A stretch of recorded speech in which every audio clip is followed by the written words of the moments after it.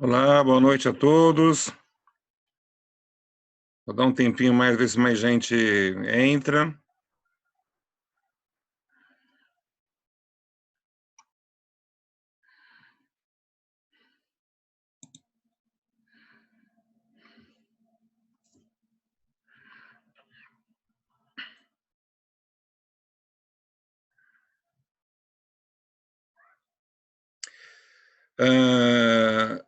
Natália, o Zoom permite até 100 pessoas.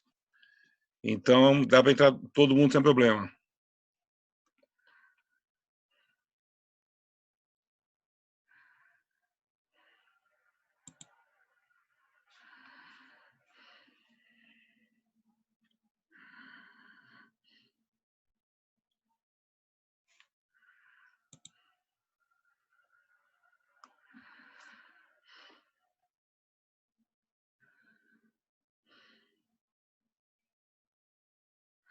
Perdão, Natália.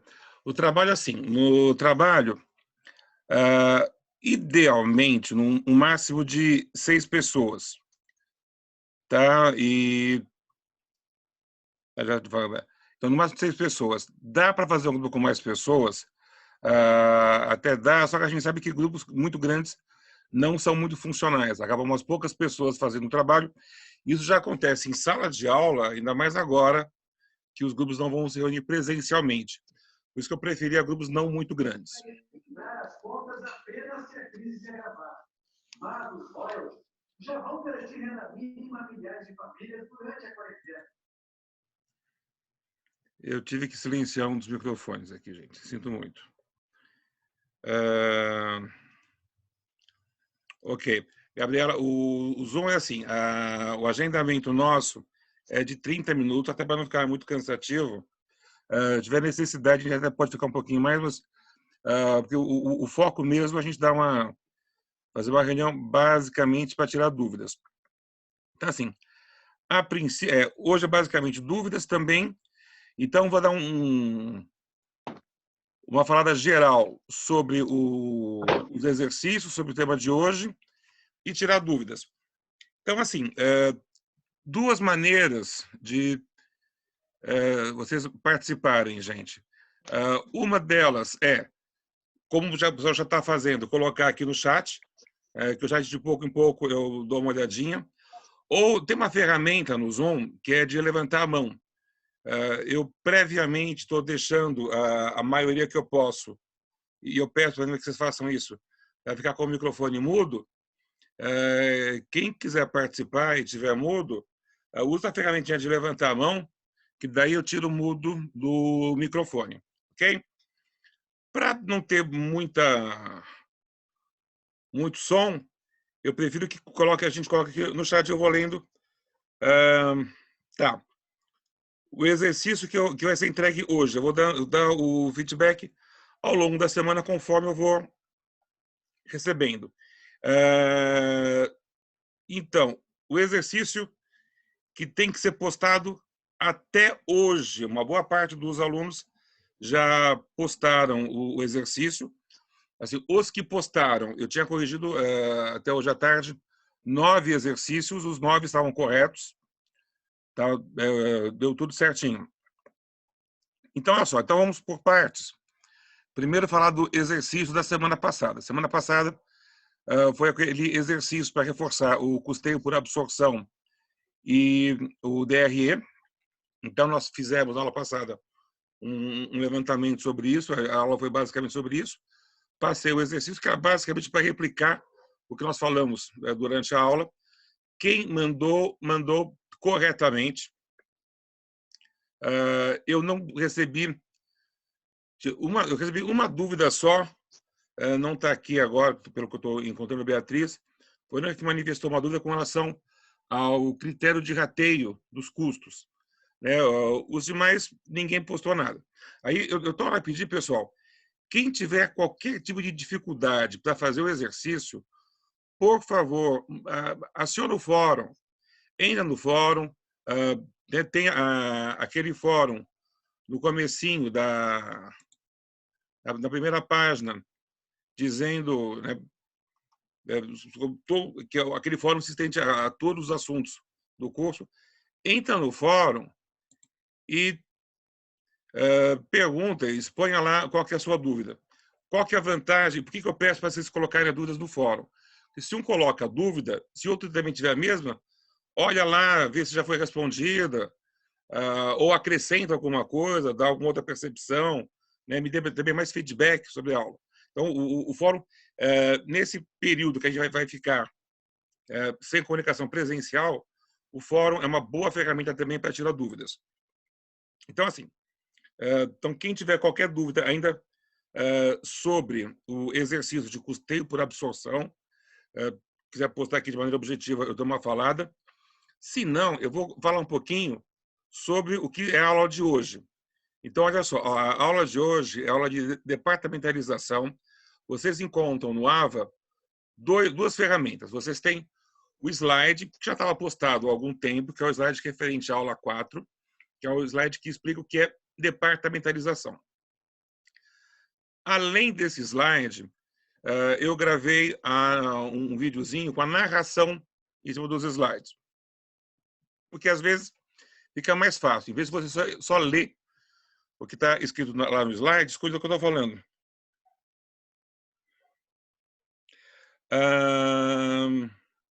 Tá, Natália, o exercício que eu... Só uma pequena interrupção, que a Natália está perguntando aqui com relação ao exercício de hoje. O exercício de hoje, que estou passando hoje, no dia 6, para entregar na próxima semana, eu não estou pedindo, de fato, o DRE. Estou só pedindo para vocês exercitarem a departamentalização e fazer a comparação com o custeio por absorção. Porque o DRE, eu pedi para vocês fazerem na aula passada, para familiarizar um pouquinho e entender como que o custo impacta na rentabilidade da empresa. Eu vou pedir algumas vezes para vocês colocarem o DRE. DRE não vai cair na prova, o DRE rigorosamente não consta da disciplina, mas como vocês não têm uma outra matéria em que aprendam DRE, e o DRE, a meu ver, é um instrumento fundamental para que vocês possam atuar, para que vocês possam entender a gestão financeira, sempre que possível, sempre que for um tema, né, um pouco mais tranquilo, eu vou embutir também a solicitação do DRE. Não estou fazendo isso hoje, porque departamentalização, num primeiro impacto, como ela tem um pouco mais de itens, ela fica um pouquinho mais complexa. Então, eu prefiro que vocês foquem na departamentalização. Então, não se preocupem com outra coisa. Aí, daqui a algumas aulas, a gente volta a trabalhar de novo com o DRE. Ok? Bom, então, voltando aqui, pessoal. Departamentalização. Então, tem lá o slide que já estava explicando o que é departamentalização. E tem o meu vídeo explicando, com a minha narração, né, exemplificando um pouquinho mais. Basicamente, né, para quem não olhou ainda o material, o que é departamentalização? Quando a gente fala em custeio por absorção, qual que é a nossa preocupação? É pegar principalmente os custos indiretos. Então, lembra, o custo direto eu não tenho que me preocupar. Voltando um pouquinho atrás, do que é a nossa disciplina? É fazer a gestão financeira em um primeiro passo, identificando quanto custa cada produto, para eu poder determinar um determinado preço que não só cubra todos os meus custos, mas que também me dê uma rentabilidade, mas que também me dê o que nós chamamos de uma margem de contribuição. Então, esse é o foco da disciplina. É identificar quanto custa o produto e, identificando quanto custa o produto, saber que preço que eu vou atribuir. Esse primeiro bimestre é tudo isso. O que eu posso fazer para identificar o custo do produto? Bom, para identificar o custo do produto, eu tenho uma parte que são os custos diretos, que é tranquilo, matéria-prima, mão de obra direta, alguns outros custos que eu consigo atribuir diretamente. Até foi uma pergunta que me fizeram, a energia elétrica. Tem algumas máquinas que tem lá um mensurador de quanto que está consumindo de quilowatt-hora. Então, eu consigo saber quanto que aquela máquina consome de energia elétrica, se aquela máquina está dedicada a... Eu posso compartilhar, gente. É que agora eu não estou olhando nenhuma tela. Assim que eu tiver que usar a tela, eu compartilho. Então, assim, tem máquina pela qual eu consigo mensurar energia elétrica. Então, aí também seria os custos diretos. Custo direto é tranquilo. Custo direto, eu não preciso me preocupar. O que a gente tem que se preocupar são com os custos indiretos. Então, como é que eu vou pegar o custo indireto e vou lançar nos produtos? A gente já viu que tem o custeio por absorção. No custeio por absorção, que a gente viu nas 2 últimas aulas, eu pego todos os custos indiretos e jogo para os produtos. E aí, pelo critério que a gente identificar mais justo, eu passei 2 critérios, pelo menos, proporcional aos custos diretos e proporcional à mão de obra direta. Então, vocês já fizeram esse exercício. Bom, deixa agora eu compartilhar a tela. Deixa eu ver. Deve ser esse aqui. Não.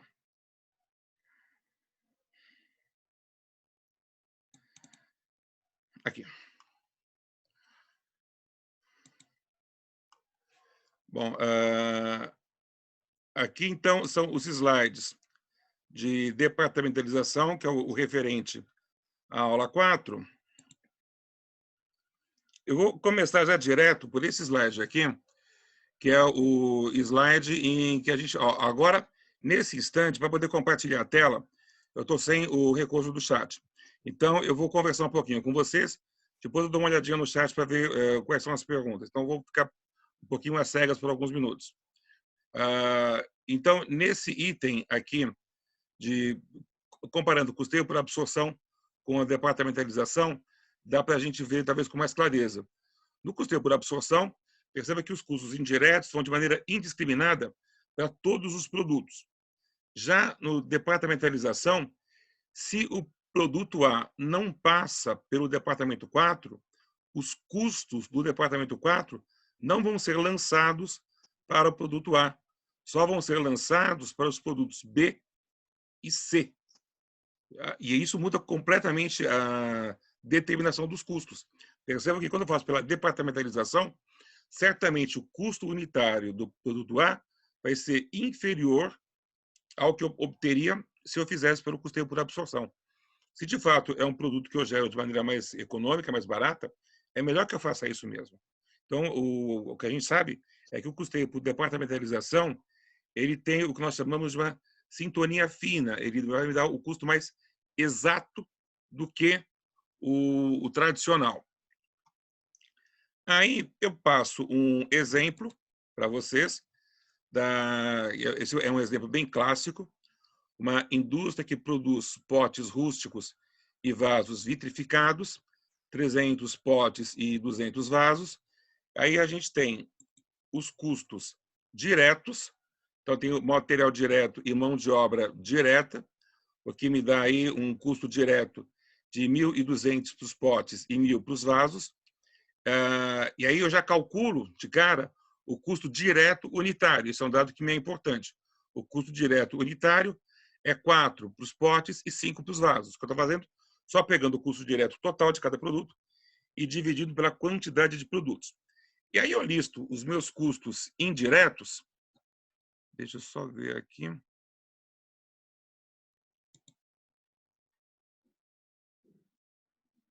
Bom, e aí... É que tem gente entrando agora. Pronto. Bom, ainda os custos diretos já lancei. Aí como é que eu vou fazer para lançar esses custos indiretos? Aí eu preciso saber, primeiro, quais são os departamentos. E aí o exercício, o slide me fala. Professor, Oi. a tela está travada para nós. Alguns alunos não estão conseguindo ver o exercício. Vocês estão... legal, obrigado por ter avisado. Vocês estão em qual tela? Nós estamos na tela de arquivo. A sua tela de arquivo nós estamos vendo. Apenas Tá. ela. Tá, espera um pouquinho só.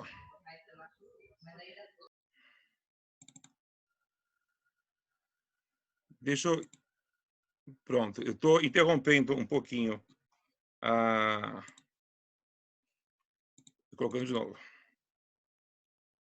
Tá ok agora?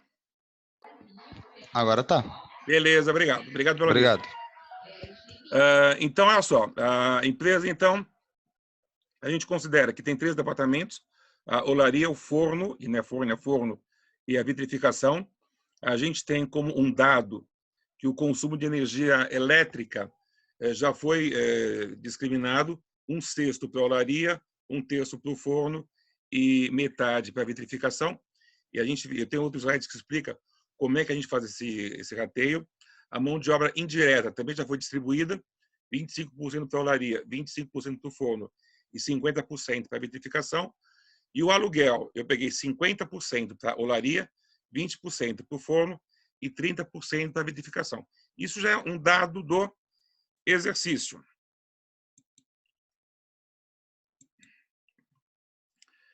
Aí, a gente tem no outro slide a divisão por departamento.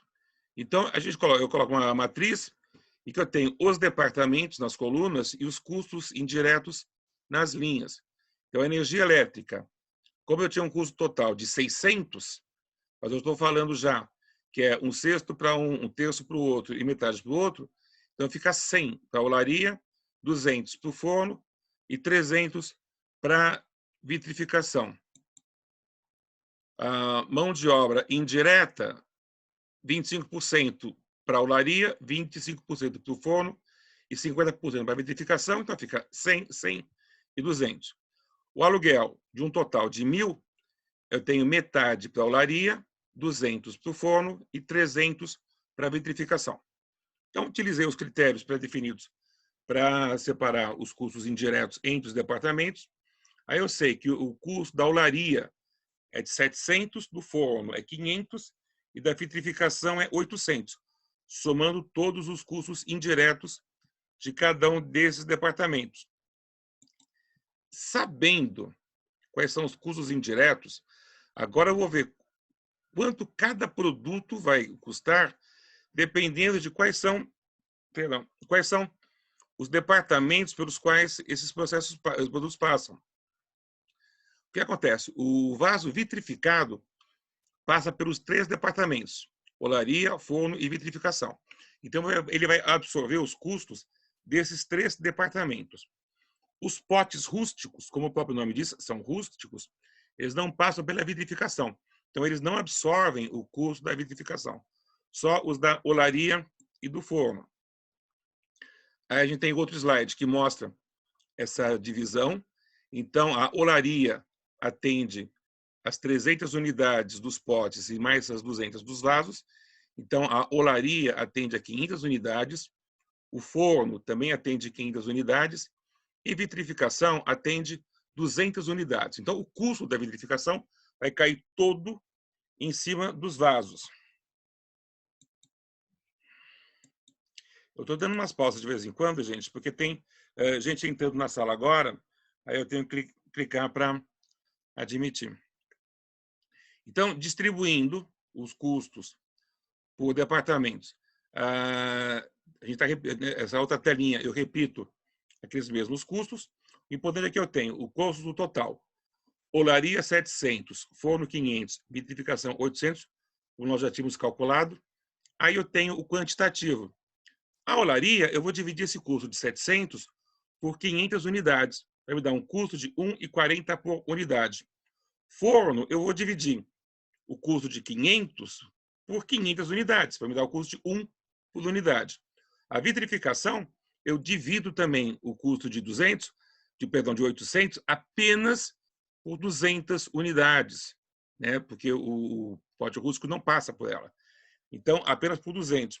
Consequentemente, o custo unitário é de R$ 4,00. Então, fica mais caro. Por quê? Porque só um produto passa pela vitrificação. Então, esse produto tem que absorver todo o custo. A outra tabelinha é para calcular o custo unitário dos produtos, que já é o nosso desfecho. Então, eu tenho potes e vasos. O custo direto unitário nós já tínhamos, 4 para pote e 5 para vaso. E aí, o custo por departamento que eu calculei na última tela. Olaria, R$ 1,40 para pote, R$ 1,40 para vaso. O custo do departamento é o mesmo. Forno, 1 para pote, 1 para vaso. É o mesmo. Vitrificação, eu não tenho nada para pote, porque o pote não passa pela vitrificação. Eu tenho 4 para o vaso. Então, assim, eu tenho um custo unitário total de R$ 6,40 para o pote e R$ 11,40 para o vaso. Então, por esse cálculo, o custo do O senhor vaso... poderia repetir aquele último slide, por favor? O anterior a esse? Isso, por favor. Beleza, esse daqui, né? Isso mesmo. Tá. Repito sim, com prazer. Então, olha só. Esse slide aqui, a primeira parte dele é aquilo que nós já tínhamos calculado anteriormente, que era a distribuição dos custos indiretos pelos departamentos, de acordo com os dados que o exercício tinha dado para a gente. Então, energia elétrica, eu tenho um total de 600, desse total de 600, 1/6 vai para a olaria, 1/3 para o forno, metade para a vitrificação. Mão de obra indireta, custo total de 400, 25% para a olaria, 25% para o forno e metade para a vitrificação.